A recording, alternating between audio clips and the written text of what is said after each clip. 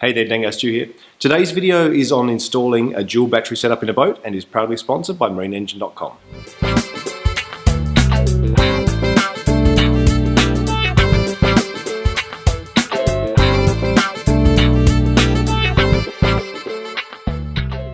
I'm finally getting around to putting a second battery in the green machine, so we're going to start from a situation where we've already got one battery and we're going to be adding a second. To begin with, I'll just do a really quick drawing on the board of what I'm planning to do. I know you're not all a fan of the chalkboard, but bear with me. So here's the basic idea when you have two batteries, a battery switch, and a single outboard motor. These two symbols here are representing our batteries, and the positive side from each battery is coming into the switch. The switch then has a positive that goes to the outboard. The negatives on the two batteries are bridged together with a wire, and then the negative from one battery comes to the outboard. So whichever battery we've set our switch to is the battery that the outboard will use to start, and it's also the battery that the outboard will be charging. I'll show you the actual switch I'm going to be using in a second, but the basic idea is it has an input number 1, input number 2, so it's battery 1, battery 2, and then a common output. The idea with the switch then is that battery number 1 can be sent to the common output, battery number 2 can be sent to the common output, or they can both be sent to the common output in parallel. When you've got both batteries in parallel, you still have 12 volts, but you've got the cumulative amps of both batteries. The great thing about that is both batteries can be a little low and you can actually have the combined power of them to start the boat. I'm going to go this way with the green machine because I think it gives you the most versatility. You can start on either battery independently, you can put them together to give you the most current draw for starting the motor, you can charge them independently, you can charge them together, you can switch them off entirely. It's a pretty good way to go. What I do need to have to think about though is how I want to connect the other devices in the boat, such as the navigation lights, the spotlights, the sounder, the bilge pump, all that kind of stuff. So we'll have a talk about that next. Before we have a chat about the options though, I'll just show you how I've currently got this set up and the limitations it kind of imposes on me, which is I've got my bilge pump down the back here, obviously sort of devices up the front, and it's all powered by this single sort of 20 amp wire with a fuse holder here. In addition to what I consider this sort of house circuit, I've then got this starter circuit coming to the same battery. So I've got to confess that when I started wiring this boat, I didn't really have two batteries in mind. I've always only had a single battery in it, and yeah, it's been problematic at times, but I don't go offshore very often, anything like that. If I do, it's usually in a different boat, a bigger boat, and it's been pretty good. I have had a few instances recently where this battery's gone flat though, and it is a bit of a hassle. You've got to pull it out of the boat. I don't have power at the water, so I've got to pull the battery out, lug it, put it on a charge and put it back in, and it's something I can live without. There are two solutions to that problem. One is to put a solar cell on it, and the other is to have a dual battery setup. My plan down the track is to do both, so pretty soon after this I'll also do a video on charging both these batteries from a solar cell as well as the motor. Now the problem I have is ideally I'd like to switch the battery switch to off, but still have the bilge pump connected, because I don't want that to ever be off. The standard way around that is that you wire your bilge pump to one of the batteries, it has its own fuse, it's independent, everything else comes to the battery switch here. Then when I turn this switch to off, your navigation lights go off, your fish finder goes off, the power to the outboard goes off, but the wires going straight to the battery for the bilge pump still have power. To me, that's the ideal setup. With the way this boat's wired at the moment, that house circuit runs up to the front of the boat, where I've got the switch panel for the bilge pump, it then runs to the back and goes to the bilge pump. So it's actually quite a bit of work for me to separate the bilge pump from the nav lights, etc. One day when I've got loads of time and energy, I will separate the bilge pump from the other wiring, so you can pretty much guarantee that's never going to happen. So now I've said what I would do ideally, now I've got to decide what I'm going to do tonight. Really, I've got two choices. Take those two wires for the house circuit and connect them directly to a battery, or take those two wires and connect them to the battery switch. If I connect them to the battery switch and turn the battery switch off, then the bilge pump won't work. If I connect them directly to the battery, then I can leave the lights on by accident, turn this off, and the lights will stay on. I think the answer to this question really lies in realistically how I'm going to use this switch. Am I actually going to get up every day and switch it off? And I think the answer is really no. I think what I'll also avoid doing is leaving it on both all the time, because I think really all you've got then is just a bigger battery. You may as well do away with the switch altogether. What I think I'm likely to do realistically is leave the switch on 1, run the boat as though it is a single battery boat. If ever that battery goes flat, I can turn it to 2 and hopefully start the boat again. What I do need to do is alternate though. So I need to kind of go, look, how about I run on one for a week, run on two for another week. That way they're both getting used, they're both getting charged. I'm not letting one just really run flat. What I really need to do in that situation is sort of say, right, every Monday, swap from 1 to 2. So run on one battery for a week, run on another battery for the next week, and keep going like that. That means that both batteries get topped up periodically. You don't have one just sort of sitting there slowly draining away and not getting charged, and you don't have one just getting used all the time, charged and wearing out faster than the other. I've then got the option, should I accidentally leave lights on overnight or something, that I can then swap to the other battery, start the boat, swap back to the battery's gone flat, start to charge it up. A really good reason to have an off position on the battery switch isn't so much that your batteries don't drain. For me personally, I find that when a boat sinks, it's really not that hard to get the motor running again, but if electricity is flowing through the motor, if you've got full battery voltage coming to the starter motor, lots and lots of metal gets eaten away by electrolysis.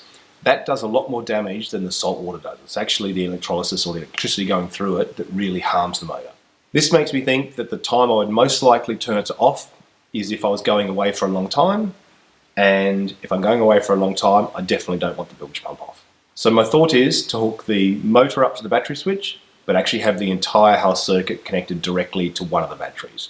If the battery switch is set to 1 or 2, then if that circuit, that house circuit, is connected to one battery, it can't drain both batteries. So you know you're always going to have a backup battery to start the boat. And I think that's the best compromise given the way the boat is wired up now. Alright, enough yakking, I'll start doing some wiring now. What I'll actually do first is show you where I'm going to put these batteries. Then I'm going to make up some short leads to connect the batteries to the switch and then the grounds on the batteries to each other. It's a bit awkward unfortunately, but you can see I've got a battery strap there where the first battery goes. And I'm actually going to put the second one in behind it there. So they'll be nice and close to each other, but the second one's just going to be a little bit awkward because it's in under this box here. Showing my usual lack of preparation, I've just realised I actually don't have much battery wire here, but I'm going to butcher a few leads and hopefully we'll make do. This particular wire has nothing on one end and an 8mm ring terminal on the other, so I'm just going to put a second 8mm ring terminal on this end and I'll use this to bridge the two negatives. I've just realised I'm pretty short on connectors too, so I'm just sort of scraping through the dregs to see what I can find. I've found one 8mm connector that's big enough to go onto a battery lead, so that's good.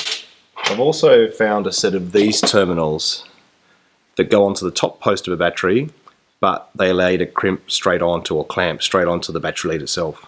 The batteries I'm using, and most marine batteries you find, have traditional top posts like this, but they also have these threaded 8mm terminals. So I'll be using a combination of the two.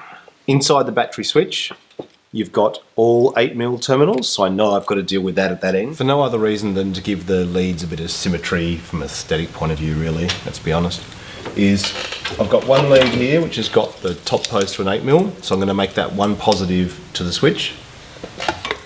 This other longer lead has an 8mm and nothing, so I'm going to put one of these top post terminals on the end here, and that'll be the positive to the switch from the far battery because it can reach a bit longer.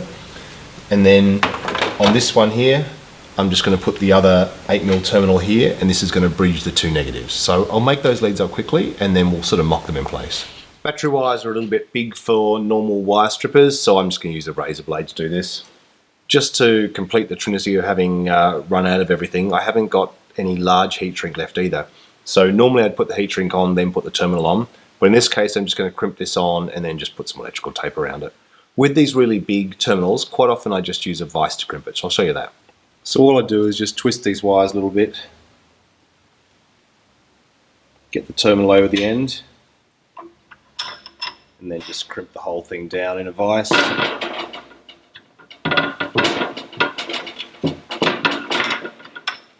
Normal small connectors you can just use pliers, but these are way too big, so I find it's the best way. I'll just put a bit of tape around this. If you squint you can imagine it's heat shrink. This lead's a pre-made lead I found upstairs, so that's all good to go. I'm sure they'll just dock it out of my pay or something. There's no great mystery to these top post terminals, I'll show you. You just back these nuts off enough, slot the wire in, and then crank these two little 10mm nuts down to clamp onto it. Inside there you can see it's got a few little extra ridges that just help it sort of clamp onto the wire and stop it being pulled out easily. What I'm going to do now is take the terminals off the old battery. I'll actually clean those terminals up. It's a good chance to just do a bit of that sort of maintenance. And then I'll put these cables on And then we'll just have a look how we go for lengths and choose somewhere to mount the battery switch itself. I've just been squeezed in under here, drilling and putting the strap down for the battery box, so the second box is strapped down to the deck too. I think it's really important to have a battery strapped down on a boat. If you don't, it goes bouncing everywhere and it's a nightmare. I didn't film that bit though, because it's just a lot of me being contorted, swearing a lot and wishing I was a truck driver. So I'll show you where we're at now. So these are our two batteries. We've got this lead here, just bridging the two negatives. Then we've got a positive off one battery, a positive off the other. I've then got the negative from the motor coming to the negative of this battery, and then the positive and the negative of the house circuit coming straight to this battery. I've also connected this house circuit to the battery that'll be closest to the outside here, because I may need to change this fuse periodically. Oh, and I forgot to mention, these alligator clips are just, I've got this battery on a charger at the moment because it's flat, hence the motivation for doing this video. What that leaves us with up here is the positive from the outboard motor, and then the positive from the two batteries. And these are the three wires that go to our switch. What I'll do next is put the batteries into their boxes, strap them on the deck so they're in their final position, and that'll let us know where these three wires reach to. Here are my three positives now, and I'm thinking the obvious place to put this switch is just onto the box here. I can drill through it, I can mount it here. It's nice and close, it's also nice and accessible. What I'm going to do first though is just make the connections here. So battery 1 and 2 go to the top, and then the common, which is the outboard itself, goes on the bottom one. So I'll make those connections first, then I'll fasten it on. I've got the common fastened at the bottom here, so I'm going to have the two batteries come in the side. And on this particular style of switch anyway, these side panels just pull out, so you can give yourself access to those without having them accidentally short or trying to turn this bend. It's definitely neater if you can get thinner wires that you can kind of all have coming out the bottom, but in this case it's just too heavy gauge a wire to turn that sort of bend. I've got a few choices now where I put it. Part of me likes the idea of it being vertical for drainage. Another part of me likes the idea of having it down here on the deck. It's only an upper deck, the bilge is below it, so that's okay. And this is also timber, so it's not going to be as conductive should water allow it to have these positives then touch against this metal, which is essentially battery ground. So I think this timber might be a better choice. It's also more out of the way, less likely to get knocked and broken. So this is the final setup. I've got the two batteries strapped to the deck here. Then on the deck next to them there, I've got the battery switch.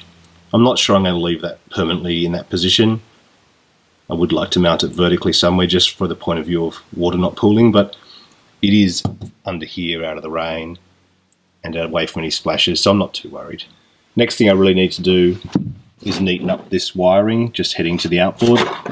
There's these two cables really, but I'm going to leave that for another day. Alright, it's now about 10 o'clock on Friday night and I'm done and hopefully the job's done.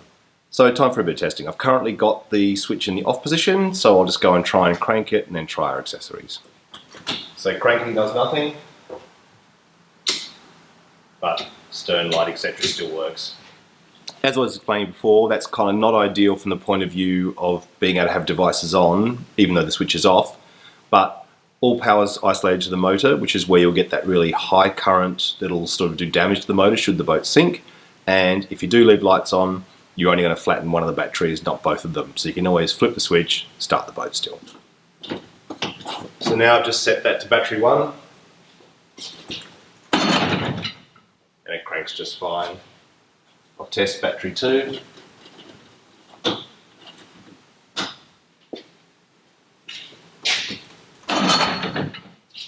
That's good.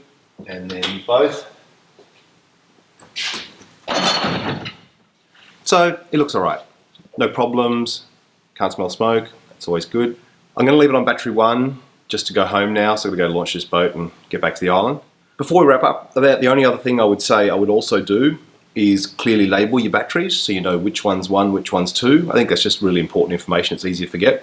In this case I made 1 the one closest to the back of the boat, the one that's most easily accessible, and 2's the one behind it, but I'm sure that will fade pretty fast as a memory, so I'll just go onto the battery boxes and label them 1 and 2, so if I'm doing any diagnosing down the track, it's really obvious what's going on.